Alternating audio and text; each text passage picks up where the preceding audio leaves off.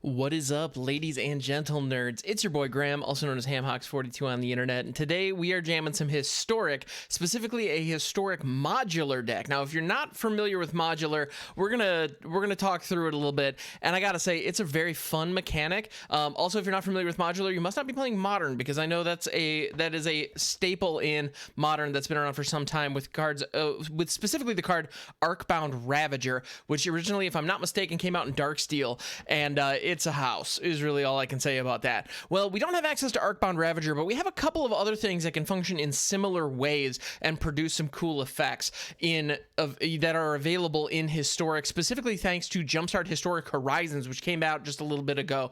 I mean, I think a couple of months at this point. But regardless, there are some really cool things in that set specifically that open up some tools that we can take advantage of in this particular archetype. But before we get into the specific cards, before we dive too much into it, I don't know about you, but the only thing that I dislike more than ads on YouTube is the fact that they aren't on my channel. And by that I mean, please don't hesitate to like, comment, and subscribe. All of those do help feed the algorithm, and it lets YouTube know, hey, this guy's onto something, and maybe we might want to throw him a couple bucks here and there so that he can do this more often. So that would go a long way, and I would appreciate it very, very much. Okay, shield mode deactivated. Let's go into the deck itself. Now, this deck is a who's who of efficient, good aggro artifact creatures in Historic right now. We have the Arcbound Mouser, which came out in Modern Horizons 2, which was introduced through Jumpstart Historic Horizons. This is a 1/1. This is our first modular creature. It is a lifelink 0/0 for 1 white with modular 1, meaning that it enters the battlefield with a single +1/+1 counter on it, and when it dies, you can move all +1/+1 counters that are on it to another artifact creature. So that's pretty darn nice. We also have Esper Sentinel. This guy is another absolute house that was introduced into Arena, special thanks to Jumpstart Historic Horizons, another Modern Horizons 2 card. It is a 1/1 for 1 artifact creature human soldier. That artifact creature is incredibly important because it can be the target of a modular counter dump. We can take one of our other Arcbound creatures, our modular creatures, and move their counters onto Esper Sentinel, which is very important. And it has, whenever an opponent casts their first non-creature spell each turn, you draw a card unless that player pays X, where X is Esper Sentinel's power. So it can be drawing us cards just because our opponent is playing the game. It taxes them to play non-creature spells if they choose to so it either taxes them or we draw cards. Either way, we're happy because it's throwing our opponent off curve or it's putting more cards in our hand, giving us more fuel, which is excellent. Speaking of giving us more fuel for our hand, we have Bowmat Courier in here, which is a little artifact construct, 1/1 for 1 with haste. Whenever it attacks, exile the top card of your library face down. You can pay 1 red, discard your hand, sacrifice Bowmat Courier, and put all cards exiled with Bowmat Courier into their owner's hands. So what we get to do with Bowmat Courier is, this is a way for us to refill our hand. It applies a little bit of pressure early by being a small creature that can attack, and we have the option to load it with +1/+1 counters through our Arcbound creatures, so it's another target for that. Additionally, the fact that it's an artifact creature is fantastic, but also late in the game, if it remains a 1/1 and it has attacked multiple times, it's going to probably have 3, 4, maybe even 5 cards underneath it that are just sitting there. If we've run out of gas, if our hand is completely empty, we can pay 1 red, sacrifice Bowmat Courier, discard our non-existent hand, and draw all those cards, or discard 1 card and draw 4 or 5. Definitely worth it. And in those situations, it can help us refill our hand, maybe get into some answers that we need to deal with whatever our opponent is setting up for us. So Bowmat Courier is a great way to apply pressure early, refill our hand late, and it synergizes with our theme. So what's not to love, right? We also have Play with Fire in here. Originally, this deck had Shock in the mix, but Play with Fire is strictly better. It deals 2 damage to any target, and if a player is dealt damage this way, we scry 1. Now, the reason that we have this in here is because this is an aggressive deck. We want to be applying pressure, apply it early, and grow. So what we want to do is we want our threats to be growing with +1/+1 counters, and with some other shenanigans, which we'll get into. But as a result, early blockers are a key threat. We need to worry about early creatures that our opponents are playing. And in Historic, some of those early threats are going to be 2 toughness creatures, so that we can take advantage of those and just snipe them off. Also, because we're going to be applying a lot of pressure early, if our opponent believes they have stabilized, if we are able to chip in for a little, we might get them down to 5, 6 life, and we can chip in for a little bit in combat and use Play with Fire to finish them off. So those are all different opportunities that we have with that. I do believe this card is valuable in this as a early control piece. And we have some other interesting interactions that we can do with it as well. So I think it's just good, efficient burn. Efficient is the name of the game. That is what we're all about. You'll notice our curve is incredibly low. The vast majority of cards in this deck are 1-drops with a little bit of 2-drops and a couple of 3s. But at the end of the day, we want to be playing stuff on turn 1, on turn 2, and turn 3. And our mana base reflects this as well, which we'll get into. All right. We also have Zabaz the Glimmerwasp. Now, we don't have access to Arcbound Ravager, but Zabaz is the next best thing. Unfortunately, Zabaz is legendary, so we can only have one on the field at a given time.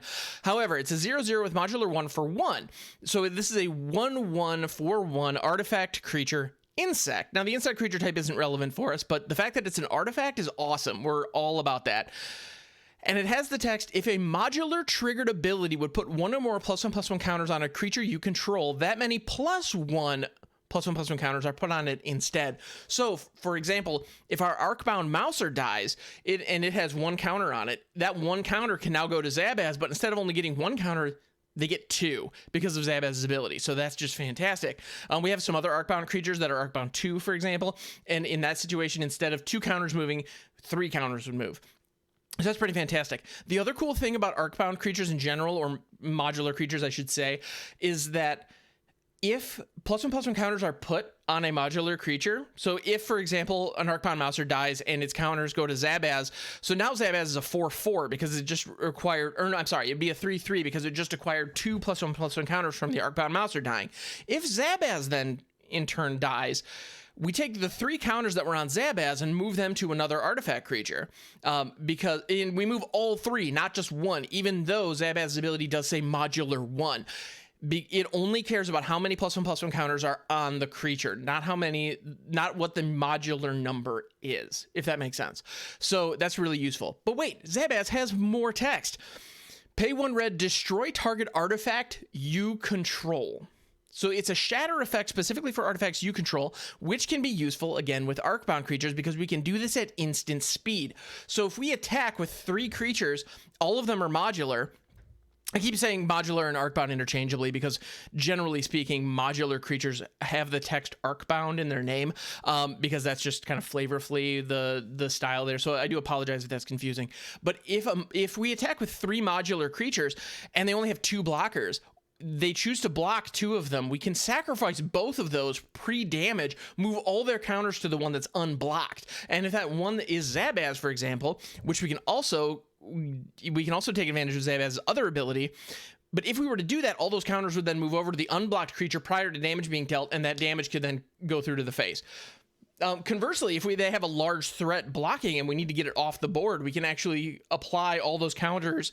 We can sacrifice or destroy in this case, because it's not actually a sacrifice ability. We can destroy those creatures that aren't being blocked by that particular threat, just to load up all of our counters onto one creature and just, kill the main threat on the board, depending on what we're dealing with. But Zabaz also has another ability where we can pay 1 white and it gains flying until end of turn, which means Zabaz is an excellent target for all these +1/+1 counters because late in the game we can grant it flying, because when you're looking at a 1/1 insect, it having flying is kind of, it's fine, I guess. It could be, it makes a better blocker than attacker, let's put it that way. But all of a sudden, if it's late in the game and you've got a bunch of counters flying around, this thing is all of a sudden an 8/8, a 9/9, 10/10, and then giving that flying? Now I'm paying attention. That thing can get in for a lot of damage. Speaking of having counters flying around, our next card is going to be just absolutely... It's a card that is very, very powerful and excellent, and I've actually filmed videos about how great this card is in the past. The Ozolith. The Ozolith and modular work together beautifully, and by that I mean when a modular creature dies, you move its +1/+1 counters to another artifact creature. The Ozolith says whenever a creature you control leaves the battlefield, if it had counters on it, put those counters on the Ozolith. Now, whether it should work this way or not is kind of irrelevant, but the way that it does work is if a modular creature dies, its counters go to both the Ozolith and the other artifact creature. We get them both, doubling the number of counters that are on the battlefield under our control. So as a result, if a 1/1 Arcbound Mouser dies, we put a +1/+1 counter on the Ozolith, then we put a +1/+1 counter on another artifact creature that we have lying around, like an Esper Sentinel or a Bowmat Courier. And we put one on the Ozolith. Then the Ozolith, at the beginning of combat, if the Ozolith has counters on it, you may move all of those counters from the Ozolith onto target creature. We then take the +1/+1 counters on the Ozolith, move them to that Bowmat Courier, and then all of a sudden we got 2 for the price of 1.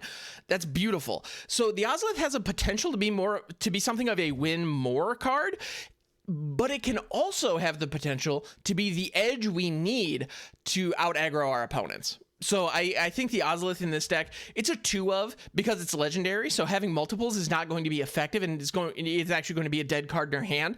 So we don't want to see multiples in a single game. We only want to see one. But let's be honest, we do want to see one in most games. So if you, in your own version of this deck at home, you wanted to put 3 Ozoliths, okay. I can't, I'm not mad at that, but I feel like 2 is kind of the sweet spot. It seems to play nicely, for me anyway. Then, okay, moving on. We also have Arcbound Prototype. This is a 0/0 for 1 and a white modular 2. So this is basically a double Arcbound Mouser that does not have lifelink. It comes into play with 2 +1/+1 counters on it. It is an artifact creature assembly worker. So if you're ever wondering if I've ever cast Crippling Fear against you in the past, I've probably named assembly worker. It's because it's the top of the list. Just alphabetically, it's the highest creature type that's in Arena. Well, here's one of them right here. So Arcbound Prototype, this is a bread and butter card in this deck. It is just a solid creature with solid stats for a solid mana base or mana cost, and it fits the theme. It's exactly what we want. It's just an artifact creature that's cheap, that comes into play with +1/+1 counters that we can move around. So it gives us a body to work with, which is exactly what we're looking for. We also have Oswald Fiddlebender. Now, if you're wondering, wait a minute, I thought this was an aggro deck. What the heck is Oswald doing in here? Oswald has a couple of cool abilities, and I really dig this little guy. Again, this is one of those cards that isn't really critical to our game plan, but when it pops off, it's awesome. And so as a result, I want to have, that's why we have 2 of in this deck. You'll notice with aggro decks that are really low curve, I like to have playsets. Actually, let's be honest, I like to have playsets in most, 4 ofs in most of my decks, because I want my decks to be consistent. I want them to fire consistently, especially when they're built around particular combos or particular interactions. But in this case, I believe Oswald, because Oswald has a couple of strikes against him, he himself is not an artifact. Which, I mean, it makes sense. He's a gnome. Okay, but he's an artificer. Okay, cool. But he can't be the target of modular counters.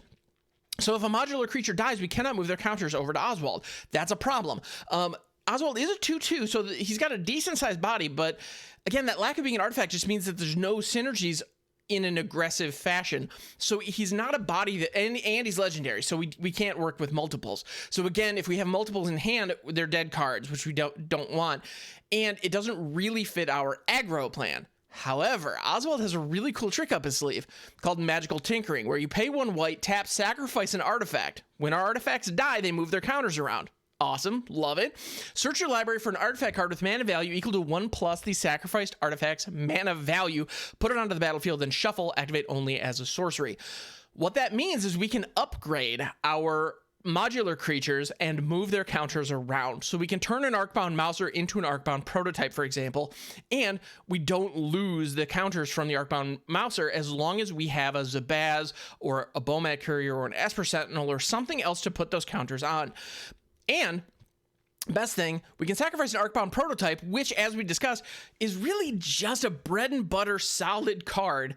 But really, let's be honest, the only reason Arcbound Prototype is in the deck is for that modular 2. So we can sacrifice the Arcbound Prototype, get those 2 counters over to another artifact creature. If we have the Ozolith online, we're getting 2 additional counters onto the Ozolith, which we can then move at the beginning of combat. And if we sacrifice an Arcbound Prototype, we can grab an Arcbound Shikari, which is a modular 2 creature with first strike that is 1 red-white. When Arcbound Shikari enters the battlefield, put a +1/+1 counter on each other artifact creature you control. It is effectively an anthem effect for all of our aggressive creatures, except it adds them in the form of +1/+1 counters, which stick around and move around. So that's fantastic.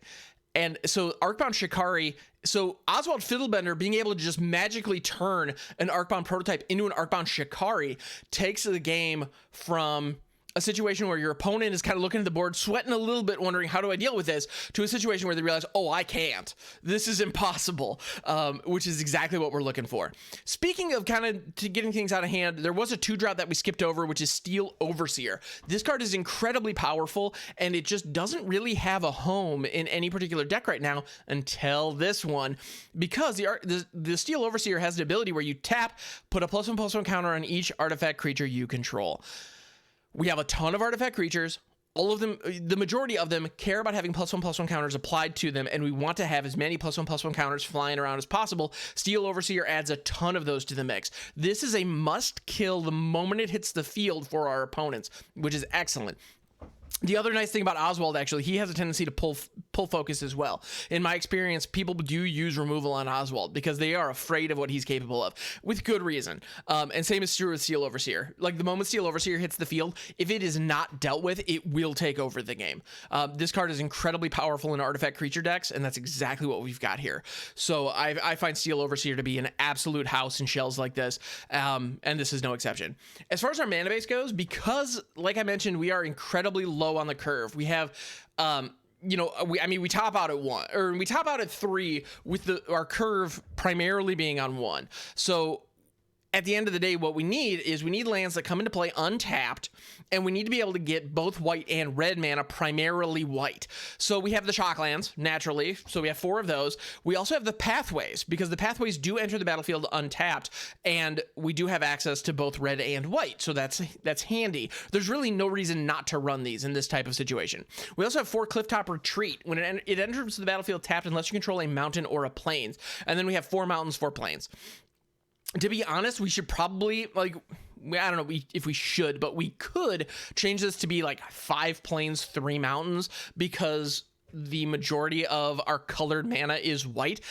But really looking at it, you know, between Bomat Courier, Zabaz, the Ozolith, I think having an even split actually makes sense here. The only other thing there is Tempered Steel. So this was another one that I skipped over. I apologize for that. Tempered Steel, artifact creatures you control get +2/+2 for 3. This is an Anthem effect. That's a double Anthem, but only applies to artifact creatures. But let's be honest, that's all we're swinging with anyway. So it's perfect. It just gives all of our aggressive creatures +2/+2. Tempered Steel is just a house in this kind of situation. It was introduced through one of the historic anthologies, and I gotta say, it's incredibly potent in this type of a shell. Like, it's not a creature, it's not an artifact, so it's one of those things where we can't fetch it up with Oswald. If this was an artifact, good lord, that would be a whole other level. But unfortunately, it's not. It's an enchantment. So we can't fetch it up with Oswald. It doesn't apply counters. It's just a big buff to the whole team that can go a long way. So it just adds a huge bonus to our team. This is one of those cards that you can argue whether or not it makes sense in the deck. I think it does, because the benefit to mana spent is so great. Its lack of synergy is not enough to merit cutting it, if that makes any sense. I kind of went a little way. It's good enough to be in here, even though it doesn't really fit the mold, so to speak. But the fact that it applies to all artifact creatures, that's enough synergy to make it work. So yeah, Tempered Steel rules. This card is great. But anyway, so we have Clifftop Retreat in here because it enters untapped as long as we have basically another non-pathway land. And so this is going to be entering in untapped in pretty much every situation where we keep anything, where if we've kept a 2-land hand, if one of them is a Clifftop Retreat, the chances of it being a Clifftop Retreat and another pathway, which is the only situation in which that would come into play tapped, is very, very low. So the chances of us, so Clifftop Retreat in most situations is going to be entering the battlefield untapped, which is exactly what we needed to do. This deck needs to curve out, and it needs to curve out fast. So let's take this thing out into the historic ladder and see what we can do with it. The cool thing about Modular, in my opinion, one of the things that makes it different from other aggro strategies is the creatures grow, and the creatures get so big compared to where they started. And as a result, there's some staying power with this deck that a lot of other decks don't have. So let's take it out into the ladder. We'll play a couple of games, see how it plays out. They're probably going to be pretty quick games because this thing has a tendency to swing fast and hard, which is exactly what we need to do. And yeah, and in the long game, it's going to struggle for sure. But in the short game, which is what we're going to try to push for, it's going to be just fine. So yeah, let's take it out and see what we can do with it. All right, so this is the modular Zabaz deck. This hand is actually looking a little bit slow for us, but it has a good curve out in the Ozolith on 1, Prototype on 2, and Arcbound Shikari on 3. Let's give it a shot. Let's see what we can do with this thing. So I'm going to throw the planes first alongside Ozolith. The reason that I'm not committing to the Sacred Foundry yet is because if we don't have to shock it in, I'd rather not. Delver. Oh my goodness, we're going up against a legit, honest-to-goodness Delver deck. That's not something you see every day. All right, let's throw the Prototype on 2. It's the most mana-efficient option, so we're going to go for it. Please don't flip. Please don't flip. Please don't flip. Please don't flip. Dang it, it flipped. All right, and they hit a Faithless Looting. That tells me this is probably an Is It Phoenix deck that we're going up against, which is definitely an issue for us. So this, we got to hit hard. We got to hit fast. So let's see if we can pull it off. So next turn, we're going to throw an Arcbound Shikari, hopefully draw into another land. That way the turn following, we can throw an Arcbound Mouser followed by an Arcbound Shikari. And in the meantime, oh, they discarded 2 Phoenixes. That's the dream. So they Faithless Looting dumped 2 Phoenixes into their graveyard. That's some scary stuff. Actually, okay, so you know what we're going to do? We're actually going to let the Foundry come into play tapped, so that we don't have to spend any mana, or sorry, any life on it, and then we're going to hit 2 1-drops. That actually feels like a pretty good setup for us, and we can attack with impunity because our opponent didn't leave any blockers back because they're on the aggro plan as well. All right, so the Arcbound Mouser having lifelink is going to be clutch for us. It's going to be absolutely huge. Expressive Iteration is a very good card for them, but fortunately for us, the Arclight Phoenix requires that they play 3 spells in a turn. Now, next turn, the Expressive Iteration is going to help them make sure that they hit their land drop. Yeah, which they're going to do with a Steam Vents. And so the chances of them hitting 3 spells on their next turn is actually pretty darn high, which is potentially scary for us. Except for the potentially part. It's actually quite scary for us. All right.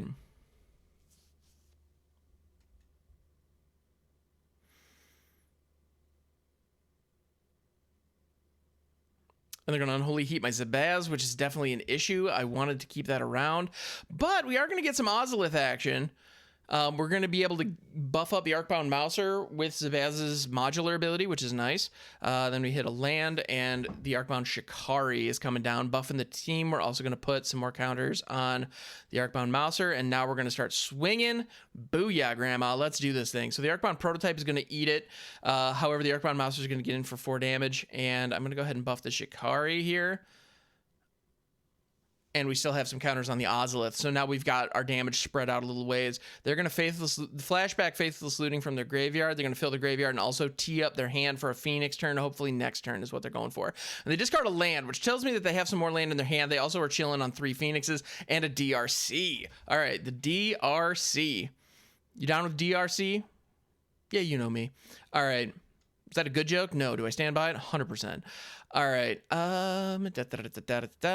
So we're going to eat that DRC this turn, which feels pretty good. We're going to put all of our counters on the Mouser. We're going to attack with the team, get them down to 5, and they scoop it up. They see the writing on the wall. So do we. Booyah, ladies and gentlemen.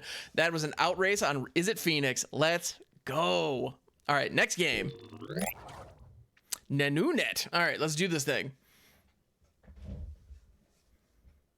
All right, so we have the Esper Sentinel and the Ozolith, which is pretty fantastic. Also, Oswald Fiddlebender plus the Arcbound Prototype. Hopefully, we don't come into an infinite lockout combo this time around. Dauntless Bodyguard, that's not looking good for us as far as not hitting an infinite combo, because that's a card that can protect an infinite combo really, really nicely.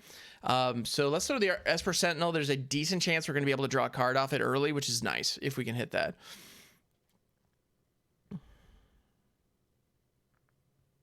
So next turn, I think we're going to throw the Ozolith and the Mouser. Luminarch Aspirant. That's actually a great card that we could justify putting in this deck, despite the fact that it's not an artifact. Luminarch Aspirant does allow the mono white decks to be swinging for 3 on 2, which is pretty darn potent. I can definitely appreciate that. All right, so we're going to throw the Ozolith here, as well as an Arcbound Mouser.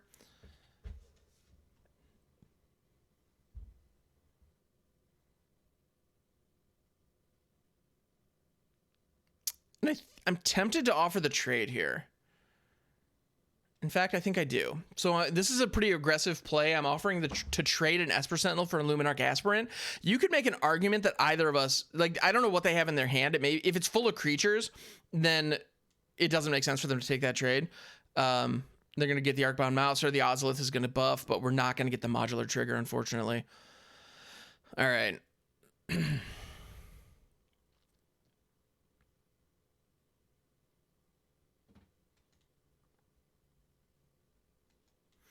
All right, prototype's coming down. I'm going to buff up the prototype so we have a 3/3 modular, which means if it dies, its counters are going to be going over to the Esper Sentinel, like all of them, in addition to the buffing up the Ozolith. So we're not in a great position here, but it could be a heck of a lot worse. All right, they're going to hit the Skyclave Apparition, hitting the prototype, buffs the Ozolith, but they can get in for a turn here. This is very similar to just the mono white aggro deck in standard right now, but they're playing it in historic, which, I mean, that's really a testament to just how good that deck is. And it's working here, unfortunately for us. All right, so we're going to throw the Arcbound Prototype, and then we're going to play with fire all over that Luminarch Aspirant, because that sucker's got to go. The Dauntless Bodyguard is not able to protect it because it didn't come down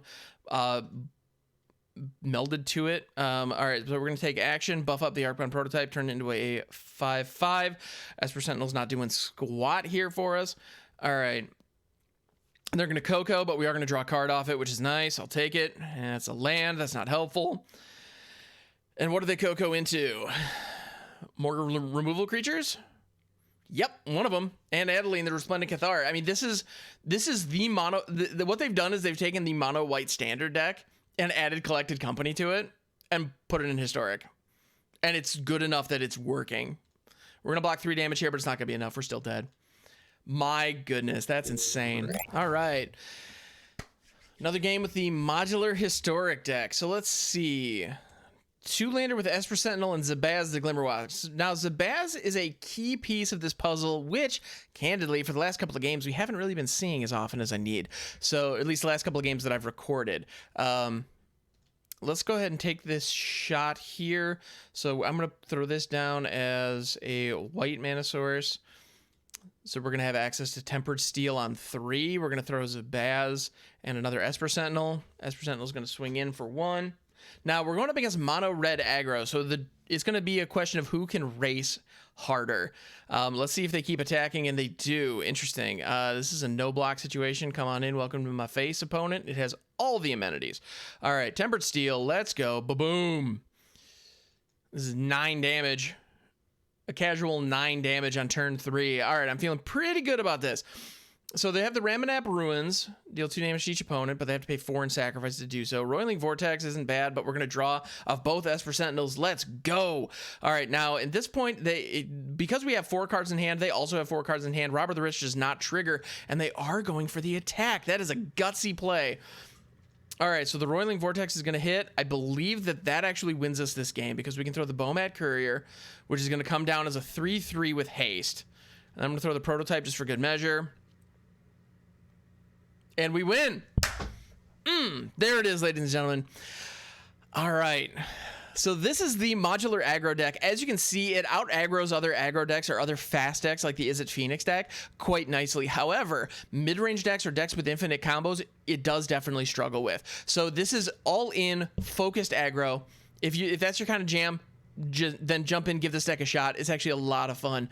Thank you so much for watching this video. I appreciate you. Again, my name is Graham, also known as HamHocks42 on the internet. You can catch me on Twitch, twitch.tv/HamHocks42. Also, it would go a very long way if you like and subscribe to this video. Thank you so much, and I hope you have a fantastic rest of your day.